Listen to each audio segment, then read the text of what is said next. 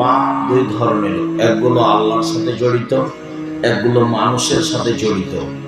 আল্লাহর সাথে জড়িত পাপ ক্ষমা হওয়া সহজ, কিন্তু মানুষের সাথে জড়িত পাপ ক্ষমা হওয়া সহজ নয়। মানুষের সাথে জড়িত পাপ ক্ষমা হওয়ার দুইটা পদ্ধতি। একটা হলো দুনিয়াতে ক্ষমা চেয়ে নিতে হবে, আর আরেকটা হলো বিচারের মাঠে নেকি দিয়ে পূর্ণ করে দিতে হবে। মানুষের সাথে জড়িত পাপের ক্ষমার পদ্ধতি দুইটা। একটা হলো দুনিয়াতে হাত ধরে ক্ষমা নিতে হবে, আর না হয় বিচারের মাঠে নেকি দিয়ে পূর্ণ করে দিতে হবে।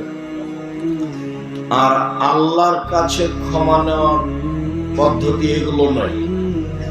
পাপ হয়ে গেছে বড় থেকে বড়, আল্লাহ তুমি ক্ষমা করো, আমি তওবা করছি। আল্লাহ বলবেন ঠিক আছে করলাম।